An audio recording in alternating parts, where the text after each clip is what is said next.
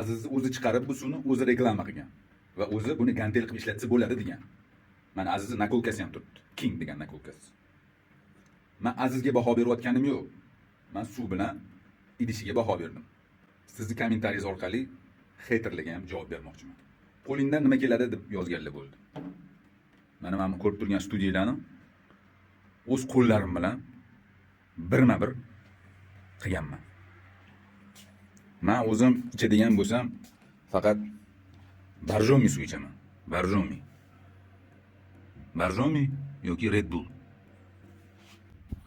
Mana shu narsalarni bitta qo'limda o'zim terganman. Bitta yopishtirib chiqqanman. Gantel kerak bo'lsa, zalga chiq deb yozganlar ham bo'ldi. Zal ham bor.